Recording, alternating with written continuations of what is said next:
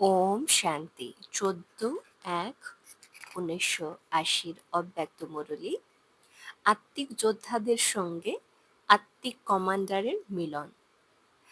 আজ বিশেষ কোন সংগঠন এখানে উপস্থিত হয়েছে? আজকের এই সংগঠনকে আমার সেই ডবল সেবাধারী সন্তানদের, যারা প্রত্যেকে ডবল সেবাধারী এবং ডবল জ্ঞান সম্পন্ন, তা দেখে অব্যক্ত বতনে এক বিশেষ আলাপ চলছিল। ব্রহ্মা বাবা বললেন, এরা আমার বিশেষ ভুজা, বিশেষ বাহু। শিব বাবা বললেন, এরা আমার রুদ্রমালার বিশেষ মণি। এই আলাপের মধ্যে শিব বাবা ব্রহ্মা বাবাকে জিজ্ঞাসা করলেন, তোমার এই সমস্ত বাহু কি রাইট হ্যান্ড সবেই, নাকি এদের মধ্যে লেফট হ্যান্ডও আছে? তো রাইট হ্যান্ড এই কথাটার অর্থ হলো সর্বদা বাপ সমান, স্বচ্ছ এবং সত্যবাদী। তখন ব্রহ্মা বাবা মৃদু হাসি হেসে বললেন, প্রত্যেকের পোতামেল তো তোমার কাছেই রয়েছে বাবা। তো পোতামেল দেখার কথা উঠতেই প্রত্যেক সন্তানের পোতামেল সামনে স্পষ্ট হয়ে উঠল। কিভাবে? একটা ঘড়ির আকারে। সেই ঘড়িতে 4টি ভাগ ছিল, 4টি সাবজেক্টের প্রতীক। যেমন আমরা সৃষ্টিচক্রের চিত্র আঁকি, তেমনি প্রতিটি ভাগে আলাদা কাঁটা ছিল, যা প্রত্যেকের 4টি সাবজেক্টে কত শতাংশ পুরুষার্থ হয়েছে তা স্পষ্টভাবে দেখাচ্ছিল।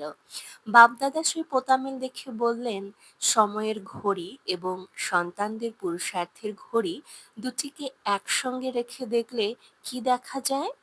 যে সময়ের ঘড়ি খুব দ্রুত গতিতে এগিয়ে চলেছে।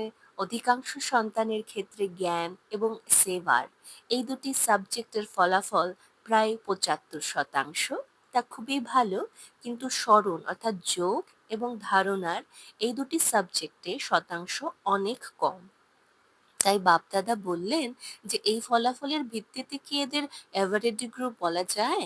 যেমন বিনাশের বোতাম চাপতে 1 সেকেন্ডেরও দেরি হবে না, এক মুহূর্তের খেলায় সবকিছু নির্ধারিত হয়ে যাবে, তেমনি যারা স্থাপনার কাজে নিমিত্ত হয়েছে তারা কি 1 সেকেন্ডে প্রস্তুত হতে পারবে? স্মৃতির সেই শক্তিশালী বোতাম কি সবার প্রস্তুত আছে, যে বোতাম চাপলেই সংকল্প করলাম এবং অশরীরী হয়ে গেলাম? তা কি সম্ভব? সংকল্প করলাম এবং সর্ব আত্মার বিশ্ব কল্যাণকারী উচ্চ অবস্থানে স্থিত হলাম। সেই অবস্থানে স্থিত হয়ে সাক্ষী এবং দ্রষ্টা হয়ে বিনাশের লীলা দেখতে পারলাম। এরকম কি স্থিতি বাচ্চাদের তৈরি হয়েছে? দেহের সমস্ত আকর্ষণ, সম্পর্ক, পদার্থ, পুরনো সংস্কার, এসবের আকর্ষণ থেকে সম্পূর্ণ মুক্ত, প্রকৃতির সমস্ত অস্থিরতার আকর্ষণ থেকেও মুক্ত, এমন ফরিস্তা হয়ে উচ্চ অবস্থানে স্থিত হয়ে শান্তি এবং শক্তির কিরণ সমস্ত আত্মার প্রতি দিতে পারলাম, এমন স্থিতি। এরকম শক্তিশালী স্মৃতির বোতাম কি বাচ্চাদের প্রস্তুত? বাবা প্রশ্ন করছেন বাচ্চাদের। যখন এই দুটি বোতাম বিনাশ এবং স্থাপনার জন্য প্রস্তুত হবে, তখনই তো সমাপ্তি সম্ভব হবে। বিশ্ব কল্যাণের মাঝে তোমরাই বিজয়ের আধার। এই গ্রুপকে দেখে অব্যক্ত বতনে প্রত্যেকের পোতামেল স্পষ্ট হয়ে উঠেছিল। যেমন বাহুবল সম্পন্ন সেনাবাহিনীতেও বিভিন্ন ধরনের সৈনিক থাকে।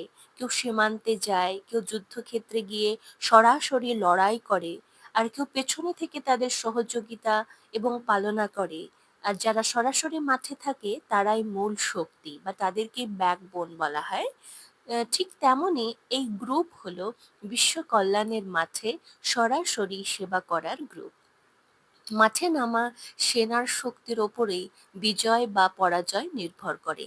যদি মাঠে নামা সৈনিক দুর্বল, নিরস্ত্র বা ভীত হয়, তাহলে কখনোই সেনাবাহিনীর বিজয় হতে পারে না। তোমরা বিশ্ব কল্যাণের মাঠে সেবাধারী, তাই তোমরা কি সত্যিই সাহসী এবং তোমরা কি সত্যিই শক্তিশালী? সামনা করার শক্তি, অন্যকে অভিজ্ঞতা করানোর শক্তি এবং নিজের শ্রেষ্ঠ চরিত্রের মাধ্যমে বাপদাদার চিত্র অন্যের সামনে তুলে ধরার শক্তি, এই আধ্যাত্মিক অস্ত্র কি তোমাদের কাছে রয়েছে? 4টি সাবজেক্টে 4টি অলংকার কি তোমরা ধারণ করেছো? 2 বাহুর শক্তিরূপ নাকি ৪ বাহুর শক্তিরূপ হয়েছ তোমরা? এই ৪টি অলংকার হলো ৪টি সাবজেক্টের প্রতীক। তাহলে বলো, সব অলংকার কি ধারণ করেছ? নাকি সেই ২টি ধারণ করেছে? কেউ ২টি ধারণ করেছে, কেউ ৩টে ধারণ করেছে, আবার ১টি ধারণ করতে গিয়ে অন্যটি ছেড়ে দিচ্ছ? এই গ্রুপের গুরুত্বকে তাই এই গ্রুপের গুরুত্বকে বোঝো। শ্রীমতীর কাঁটা ঠিক থাকলে জীবনের ভারসাম্য ঠিক থাকবে। তোমরা সেবার মাঠে আসা গ্রুপ, অর্থাৎ বিজয়ের আধার মূর্ত গ্রুপ। আধার শক্তিশালী তো? এমন নয় তো যে সামান্য ঝাঁকুনিতেই আধার নড়ে যায়? জ্ঞান এবং সেবার দুটি সাবজেক্টের ফলাফল ৭৫%, কিন্তু যোগ এবং ধারণার এই দুটি সাবজেক্টের উপর আরও বেশি মনোযোগ দিয়ে ৪টি অলংকারে সম্পূর্ণ হও, কারণ তা না হলে বিশ্বের আত্মাদের তোমাদের মাধ্যমে সম্পূর্ণ সাক্ষাৎকার করানো সম্ভব হবে না। তাই ডবল সেবাধারী হিসেবে বিশেষভাবে কি বিষয়ে মনোযোগ দেবে? তোমাদের দুটি সেবা রয়েছে, লৌকিক এবং ঈশ্বরীয়। শরীর নির্বাহের জন্য লৌকিক সেবা, আর আত্মিক উন্নতির জন্য ঈশ্বরীয় সেবা। দুটি বাপদাদার নির্দেশ অনুযায়ী পেয়েছ। কিন্তু প্রশ্ন হলো, দুই সেবাতেই কি সময় এবং শক্তির সমান মনোযোগ দাও? তোমাদের জীবনের দাঁড়িপাল্লার দুই দিক কি সমান ভারসাম্যে রয়েছে? দাঁড়িপাল্লার কাঁটা ঠিক আছে তো? তো সেই দাঁড়িপাল্লার কাঁটাটি হলো শ্রীমত। যদি শ্রীমতের কাঁটা ঠিক থাকে তাহলে দুই দিকের ভারসাম্য ঠিক থাকবে, লৌকিক অলৌকিক দুটিতেই ব্যালেন্সড থাকবে। কিন্তু অনেক সময় কেউ একদিকে বেশি ওজন দিয়ে দেয়। তারা ভাবে লৌকিক দায়িত্ব তো পালন করতেই হবে, আবার ঈশ্বরীয় দায়িত্বের কথা বললে সেটাও তো পালন করতে হবে। ফলে একদিকে ওজন বেড়ে যায়, তার ফল কি হয়? বোঝা মানুষকে নিচের দিকে বোঝা মানুষকে নিচের দিকে নিয়ে যায়, উপরে উঠতে দেয় না।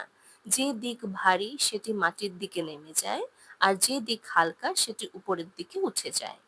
তেমনি জীবনের ভারসাম্য ঠিক থাকলে মানুষ সর্বদা হালকা এবং উঁচু অবস্থায় থাকতে পারে, কিন্তু কর্মবন্ধন, লোকলজ্জা এবং পার্থিব আকর্ষণের বোঝা তোমাদেরকে নিচে নামিয়ে দেয়। যে লোককে আমরা ছেড়ে এসেছি সেই লোকের লজ্জা আর সম্মানের কথা আমরা স্মরণ রাখি, অথচ যে সঙ্গম যুগের লোকের হয়ে গেছি সেই লোকের মর্যাদা অনেক সময় বাচ্চারা ভুলে যায়। যে লোক একদিন বিনাশ হয়ে যাবে, অতি শীঘ্রই বিনাশ হয়ে যাচ্ছে, তো তার সম্মানের কথা বাচ্চারা সর্বদা মনে রাখে, অথচ যে অবিনাশী লোক থেকে ভবিষ্যতে নতুন পৃথিবী তৈরি হবে তার স্মৃতি মাঝে মাঝে বাচ্চারা ভুলে যায়।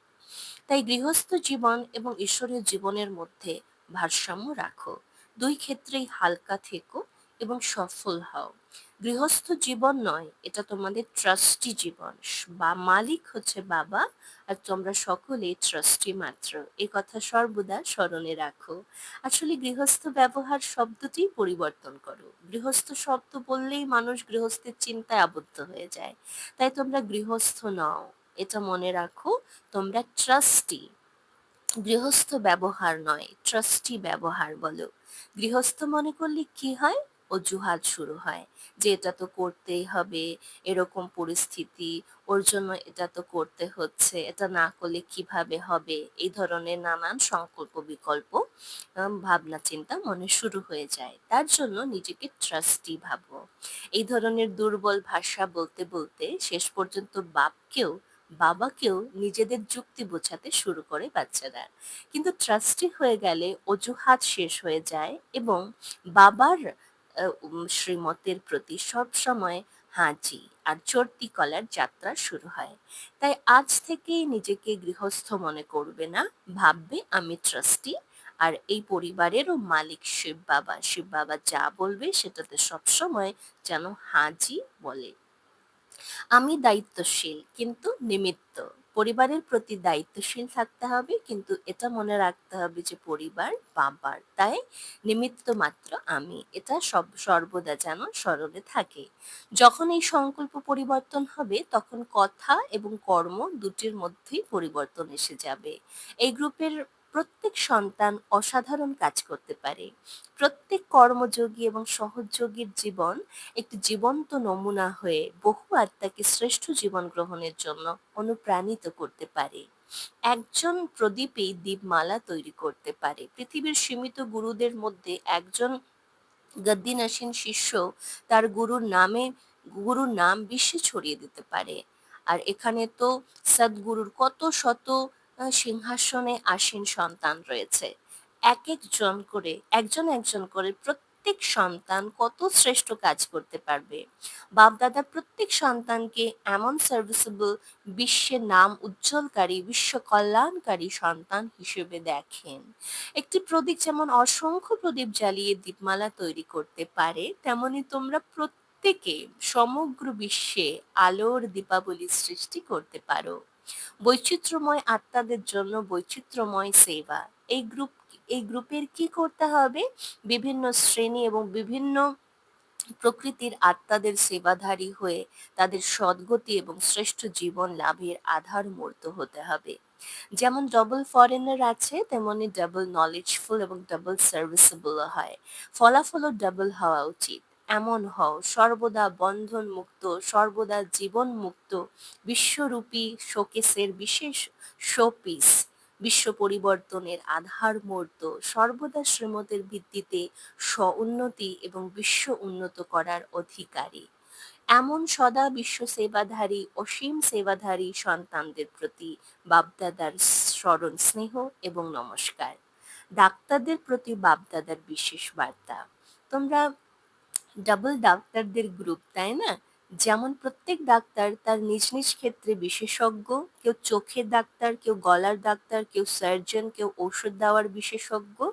তেমনি আধ্যাত্মিক চিকিৎসায় তোমাদের বিশেষত্ব কি? এমন আধ্যাত্মিক ডাক্তার হও যারা 1 সেকেন্ডের দৃষ্টিতেই কারো পুরনো সংস্কারের অসুখকে শান্ত করে দিতে পারে। নিজের আধ্যাত্মিক দৃষ্টির মাধ্যমে প্রথমে সেই আত্মাকে শান্ত করো, সন্তুষ্ট করো এবং তারপর তার পুরানো সংস্কারকে পরিবর্তন করার শক্তি দাও। এটাই হলো রুহানি চোখের ডাক্তার, যার রুহানি দৃষ্টি অন্যকে আরোগ্য দেয়। অপারেশনকারী আধ্যাত্মিক ডাক্তার। যেমন ডাক্তার বিভিন্ন যন্ত্রের সাহায্যে অপারেশন করে, তেমনি তোমাদের নিজস্ব শক্তিগুলি যেন আধ্যাত্মিক যন্ত্র হয়ে ওঠে। এই শক্তি যন্ত্র দিয়ে অন্যের দুর্বলতা দূর করো। কামীকে নিষ্কামী এবং ক্রোধীকে নির্মোহ এবং ক্রোধযুক্ত করার জন্য সহন শক্তির যন্ত্র ব্যবহার করতে হবে। তাহলে তোমরা কি এমন আধ্যাত্মিক সার্জন? যেমন শারীরিক চিকিৎসায় বিভিন্ন অঙ্গের বিভিন্ন বিশেষজ্ঞ থাকে, ঠিক তেমনই আধ্যাত্মিক ক্ষেত্রেও বিভিন্ন বিশেষত্ব রয়েছে। যে যত বেশি বিশেষত্ব অর্জন করবে ততই সে অলরাউন্ডার হবে এবং ততই নামী এবং সফল হবে। জ্ঞানের ইনজেকশন দাও। ডাক্তাররা অনেক সহজ সেবা করতে পারেন। কেন? কারণ রোগী যখন ডাক্তারের কাছে আসে তখন সে যেন এক অর্থে সাহায্য প্রার্থী হয়ে আসে। সেই সময় ডাক্তার যদি তাকে সান্ত্বনা দুটি কথাও বলে, তাহলে মন ভালো হয়ে যায় তার। অনেক সময় ঔষধের থেকেও খুশির খোরাক মানুষকে দ্রুত সুস্থ করে তোলে। তেমনি যখন কোনো আত্মা কষ্ট নিয়ে তোমাদের কাছে আসে, তখন তাকে এমন জ্ঞানের ইনজেকশন দাও যাতে সে কিছুক্ষণের জন্য হলেও তার পুরনো সংস্কার দুঃখ ভুলে যায়।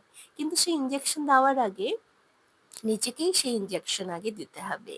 যে নিজের সংস্কারকে নিজের অভিজ্ঞতার শক্তিতে পরিবর্তন করতে পারে, সেই অন্যকেও পরিবর্তনের অভিজ্ঞতা দিতে পারে। তাই ডবল ডাক্তারদের অবশ্যই কোনো না কোনো বিশেষত্ব থাকা উচিত। সেবার মাধ্যমে সংখ্যা বৃদ্ধি। এখন যে আত্মারা আসছে তাদের মধ্যে নিজের শক্তিতে এগিয়ে চলার ক্ষমতা অনেকের মধ্যেই কম থাকবে। সময়ের শেষ পর্যায়ে স্রোতের মতো তাদের শক্তিও কম। তাই এখনকার আত্মাদের নিজের শক্তির সহযোগিতা দিয়ে এগিয়ে নিয়ে যাওয়ার সময়। তোমাদের মহাদানী এবং বরদানী হতে হবে।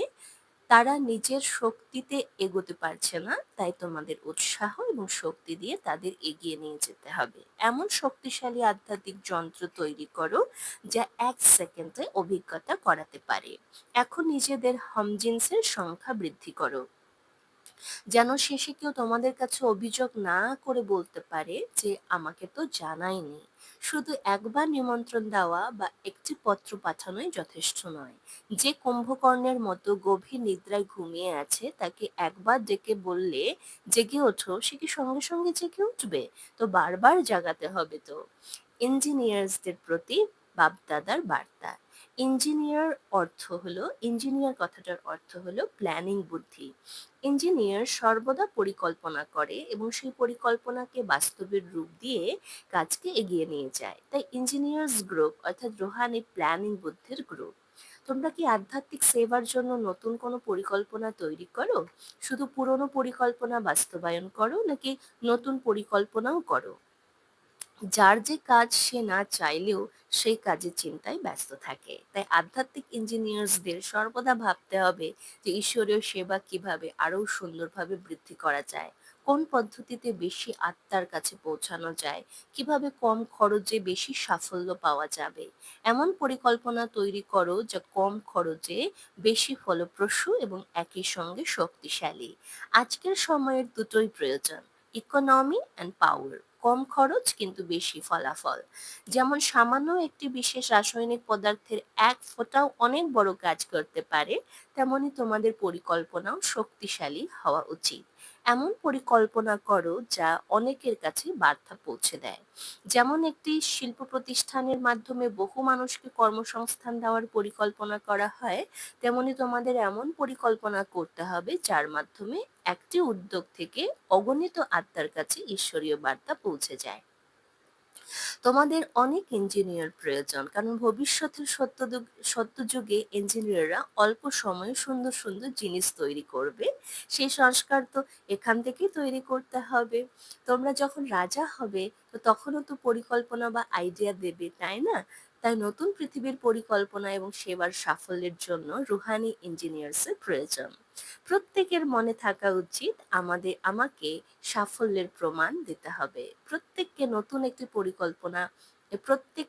একটি পরিকল্পনা তৈরি করো। প্রথমে নিজের জোনে সেটিকে বাস্তবে প্রয়োগ করো। যখন সাফল্য প্রমাণিত হবে তখন সমগ্র বিশ্ব সেই পরিকল্পনাকে অনুসরণ করবে। নতুন আকর্ষণ, নতুন পরিকল্পনা। কোনো পরিকল্পনা সফল না হওয়ার একটি কারণ হলো সেটাতে পর্যাপ্ত ইকোনমি থাকে না। কিন্তু যদি এমন পরিকল্পনা হয় যেখানে কম খরচে বেশি সাফল্য, তাহলে সবাই সেই পরিকল্পনাকে গ্রহণ করবে। ধরো ৬০ জন ইঞ্জিনিয়ার যদি ৬০টি শক্তিশালী পরিকল্পনা তৈরি করেন, তাহলে পরিবর্তনের গতি কত দ্রুত হতে পারে? সমাপ্তি ১ সেকেন্ডে হবে না, ধীরে ধীরে পরিবর্তন আসবে। কিন্তু এমনভাবে কাজ শুরু করতে হবে যাতে সবার হৃদয় থেকে একটি আওয়াজ বের হয় যে এবার নতুন পৃথিবী আসতে চলেছে। যেমন বিজ্ঞানীরা চাঁদে গিয়ে পৃথিবীর মানুষকে নতুন সম্ভাবনার সামান্য ঝলক দেখিয়েছেন এবং মানুষ সেখানে ভবিষ্যতের সম্ভাবনা নিয়ে ভাবতে শুরু করেছে। তো তেমনি তোমাদের সাইলেন্সের শক্তির মাধ্যমে মানুষের মধ্যে নতুন পৃথিবীর জন্য প্রস্তুতি নেওয়ার আকাঙ্ক্ষা সৃষ্টি করতে হবে। অন্তত তোমাদের অন্তত তাদের জন্য মনে হয় যে আমাকেও সে নতুন পৃথিবীর অংশ হতে হবে। আচ্ছা, ল্যাবরেটরিতে নয়, বাস্তব জীবনে পরীক্ষা। তো বিজ্ঞানের কোনো নতুন আবিষ্কার প্রথমে পরীক্ষাগারে তৈরি হয়, তারপর তার সফল পরীক্ষা করা হয় এবং পরে তা মানুষের সামনে ঘোষণা করা হয়। তেমনি তোমরাও প্রথমে নিজের এলাকা নিজের জীবনে পরিকল্পনার পরীক্ষা করো। পরিকল্পনা শুধু খাতায় বা কাগজে লেখা থাকবে না, প্র্যাকটিক্যাল সাফল্য দেখাতে হবে। যারা ইতিমধ্যে প্রদর্শনী বা মেলা দেখেছে তাদের জন্য এখন নতুন পরিকল্পনা চাই, নতুন আকর্ষণ চাই। তাই হে প্ল্যানিং বুদ্ধির অধিকারী আত্মারা, নতুন নতুন পরিকল্পনা তৈরি করো সেবার। ড্রামা অনুসারে তোমাদের যে বিশেষত্ব প্রাপ্ত হয়েছে সেই বিশেষত্বকে বাস্তবে কাজে লাগানোই হলো বিশেষ লটারি গ্রহণ করা। নতুন নতুন সাধন, নতুন নতুন সেবার পদ্ধতি আবিষ্কারের পরিকল্পনা করো। শুধু কপিতে লিখে রাখবে না, প্র্যাকটিক্যালি করে দেখাও। কারণ কাগজে লেখা পরিকল্পনা কাগজেই থেকে যায়, কিন্তু প্র্যাকটিক্যাল পরিকল্পনা বাস্তব পরিবর্তন সৃষ্টি করে। আচ্ছা, ওম শান্তি।